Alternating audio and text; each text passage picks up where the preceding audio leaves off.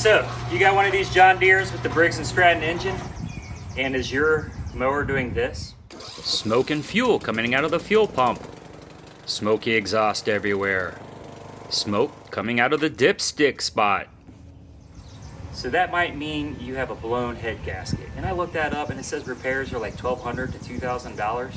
And this 10-year-old riding mower might not even be worth that anymore. Well, I know it's not worth that anymore. And am I a licensed or a repairman? No, I'm just a dad with some tools. And we're gonna try to do this ourselves today. And I'm not even sure if I can do it. Actually, you know what? I would never post this video if I couldn't do it. So if you're seeing this video, then I did it. So let's get started. Now I just gotta wait for my head gasket. It's supposed to be coming in the mail today. So let's go ask Alexa where she is. A package for Paul's order was delivered at 10:17 a.m. to the residence's mailbox. There's my gasket. There's my gasket. Hey, we got the head gasket. It really didn't cost that much. 20 bucks maybe. So I'm gonna link the essential tools all in the description below, everything you need. I assume you already have like wrenches and sockets, and if you don't, this is probably not the type of repair that you want to do. But if you do and you're somewhat handy, you know how to unscrew things and screw things back in, you might be able to do this. So let's shut up and get to it. Okay, the first thing we want to do is take off this hood. So what you want to do first is unplug the headlight assembly. And that's just a quick unsnap thing. It's real easy. Boom, boom, boom. Take that, and now I heard that you can just twist these things off. You just kind of bend that in and pop it off. All right. Okay, the first thing we want to take off is where this air filter is, and it's easy. Just twist these till they unlock and pop it off. Ooh, my air filter wasn't even connected. Good to know. Should go ahead and replace that while it's off. The last time I did a mower repair video was 13 years ago, and I got 631,000 views, so I hope this one helps. I'm going to unscrew this screw right here, and just use a regular screwdriver for that one. Make sure you have something to keep all your screws gathered. Next, you want to take these guys off right here, and that's with a 3/8 inch socket. You can use a socket wrench, or you can pop it on your drill.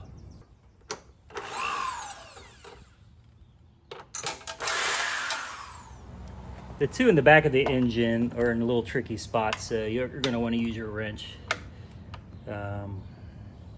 instead of the drill here. But no problem. There's one here and one here. We take these both out. Okay, so now all four of those screws are out. We're going to take off this. But before we do that, we're going to want to remove this tube right here that's connected to our fuel pump. And you can just use a pair of pliers and you just kind of squeeze those little prongy thingies, pull it back a little bit. There we go, that tube's off. Let's see if we can remove this. All right, so these are still connected, so we're just gonna kind of push this to the side. We got our wheel housing and all kinds of fun stuff. Okay, let's remove this valve cover. I'm gonna put a little nasty towel under there because I suspect some oil is going to come out.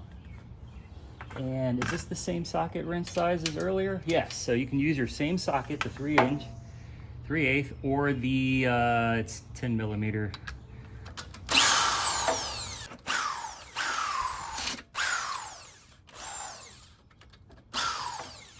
So this is glued on here, and you'll see with what. So we're gonna use a putty knife or something to kind of hammer this part off.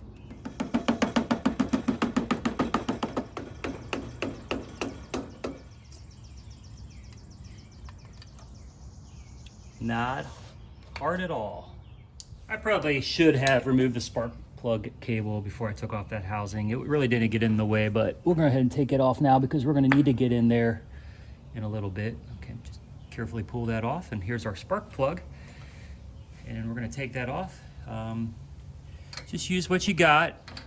I have a spark plug socket wrench. You really want to be careful with spark plugs. You don't want to mess up those threads.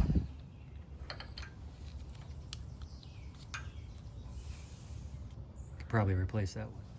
Okay, this part could be intimidating, especially when we calibrate it, when we put it back together, but I'm gonna walk you through it. It's not gonna be as bad as you think. You just need two tools.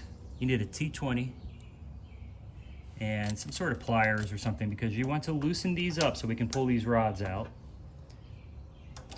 I've always wanted to use this thingy. And then counterclockwise. Same with the bottom. Put your T20 in.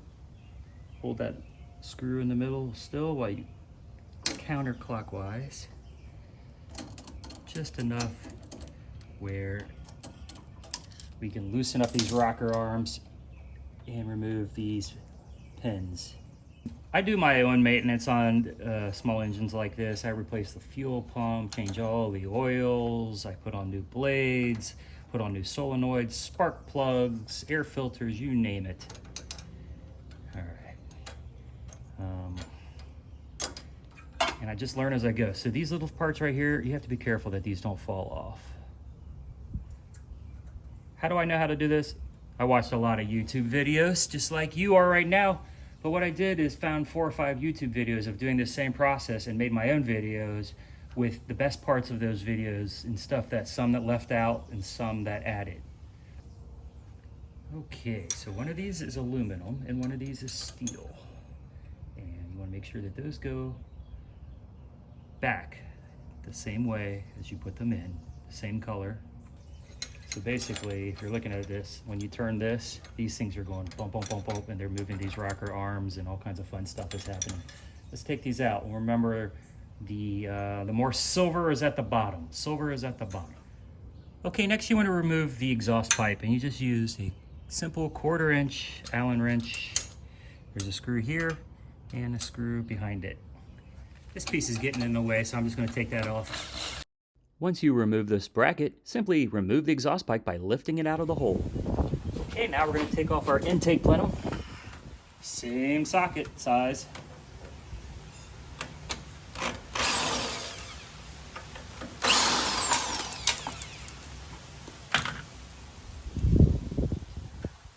Okay, now it's time to take off all bolts from the Briggs and Stratton valve head. And they like you to do this in a certain order, taking you off and putting on. And I'm just going to use a Sharpie and put a number 1 there. This one is 2. Over here is 3. Up here is 4. And then down here is 5. Up here is 6. Down here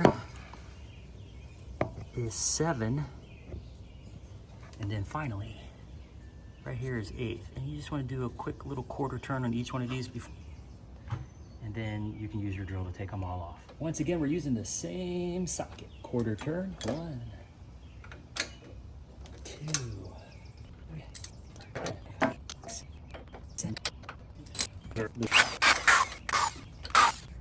Personally, I like to put all my screws in a tray in the order that I took them out and in the reverse order when I put them back in. It just helps keep things organized. Okay, now's the fun part. It's to remove the cylinder head. See what we're working with.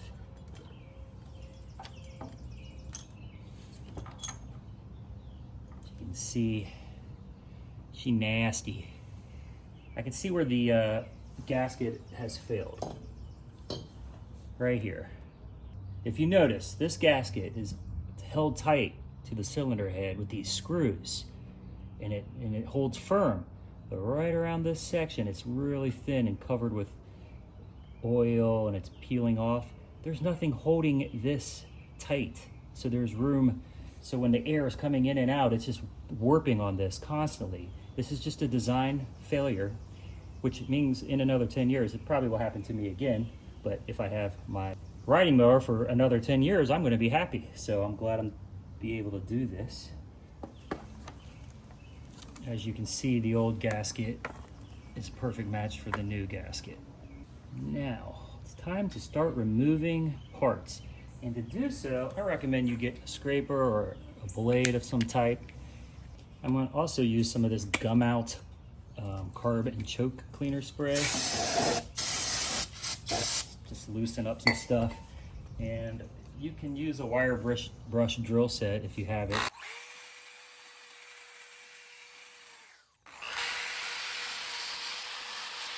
I'm gonna shove a little towel in there just so I won't get all those little metal filings and gasket parts back in there. Okay, that's all cleaned up nicely. And now I'm gonna do the same with this. All right, got all that old gasket off of there. This stuff does wonders. All this stuff I'm linking in the description below, so you don't have to go rooting around looking for everything. You can just order it all and have it sent to your house. It took me 2 days for all this material to be sent to my house. The gasket arrived right before I started this video. I was hoping it would arrive on time. All right, now I'm going to use my scraper and I'm going to start scraping off this like JB Weld type gasket weld. It's kind of like a glue. So we're going to scrape that stuff off. All right, she's all cleaned up. Let's pop her back on, put on that gasket. Okay, before I pop that gasket on, I'm gonna just dab a little oil out here, and I'm just going to lube up everything because I did do a good cleaning job. So when I put this back together, there's not gonna be any oil in here, so I don't wanna run that dry.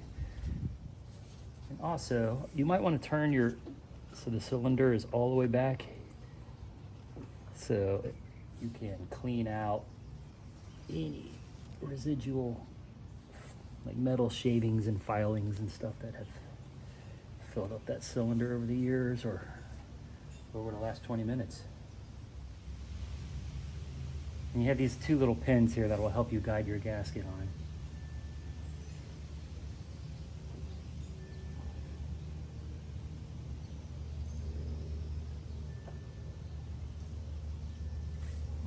Okay.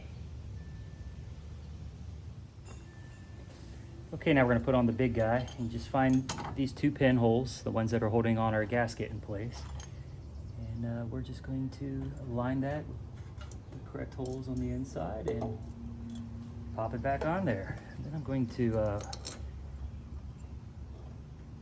ahead and put a screw in to hold the assembly in place. Now in a second here, I'm going to show you a very specific torque amount that we're going to have to do for each of these, and we're going to have to do it twice. But let me go ahead and get this one in. Okay, now we want to torque on these in that same order as before, but we want to do 150 inch-pounds. And so in foot-pounds, that would be 12.5 foot-pounds. So I'm going to set my torque wrench, and I'll link to that in the bottom if you would like to know where to find one of these. And then we'll go ahead and do that in the correct order. Okay, those were all torqued in the correct order at 150. Now we're going to do it at 250 inch-pounds, which in foot-pounds, which my torque wrench is 20.8333 foot-pounds. So let's just take that down to 20, take it up to 20, and put the 0 there, tighten it up, and do it in the correct order.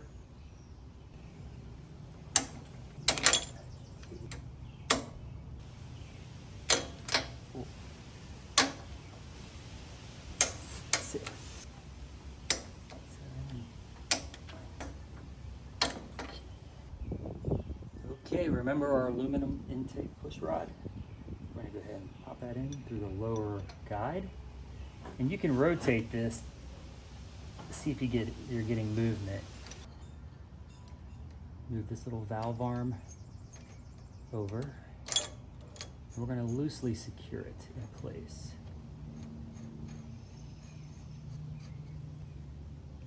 Now we're going to do the same thing with the steel exhaust push rod.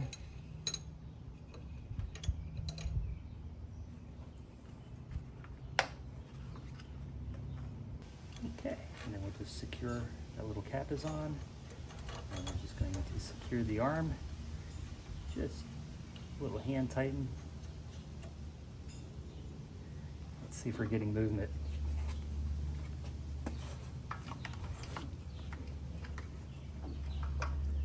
Okay, cool. Okay, now we want this to be a top dead center. So what they suggest is you take a screwdriver and you rotate this until the screwdriver is at its highest point out. Let's see, right there. And then rotate it so it goes back in about 1/4 of an inch. Okay, the intake valve needs to be 3/1000 of an inch. So you want a feeler gauge, link in the description below. And you kind of just wiggle that in there and tighten the screw until you get a little bit of leeway there, a little bit of resistance, but not too much. And if you got it to that nice sweet spot at 3/1000, that's 0.003 on your feeler gauge, you go ahead and use your T20 torque. And tighten that in place. Let's try that test again now. 3/1000. All right, just a slight less. Tighten. Try it again. Ooh, that's good. Now this one's going to be 5,000. That's the exhaust. And that's 0.005. Same procedure. Lots of give. We're going to tighten it up a little bit so there's not so much give.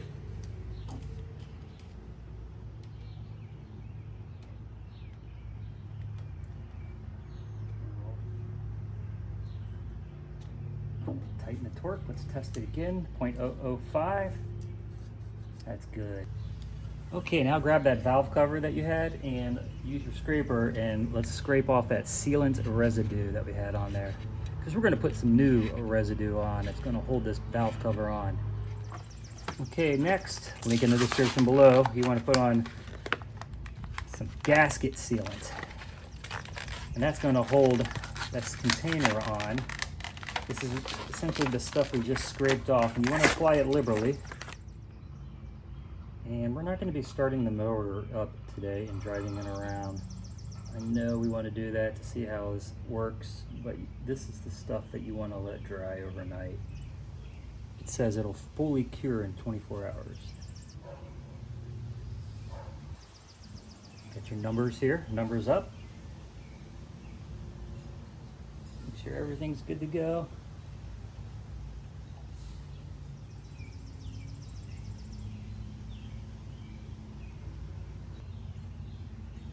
Now you just want to go ahead and pop on the 4 bolts that we used.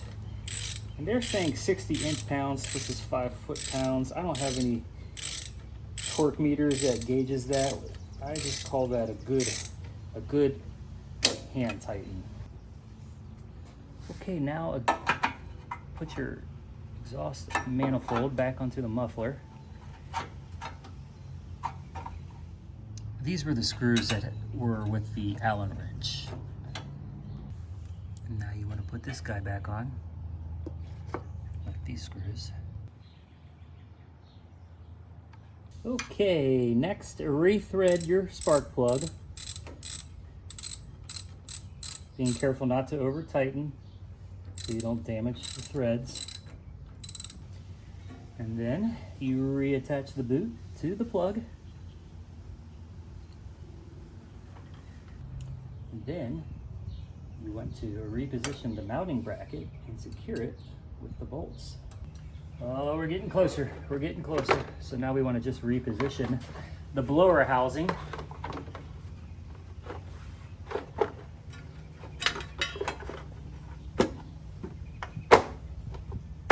Two screws in the front, plus those 2 screws in the back. Don't forget about that screw, that first screw we took out. It's in the filter housing. And speaking of filter, let's pop on our air filter. Get it on there a little snug. Clean it out with an air compressor.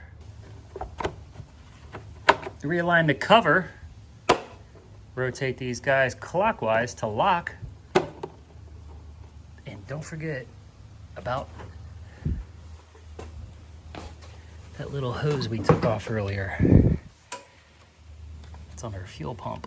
So we'll pull that out and pop that bad boy on there. none of this today was anything really difficult. Tedious, but not difficult. You guys can do it. You can do it. Move that little clamp over.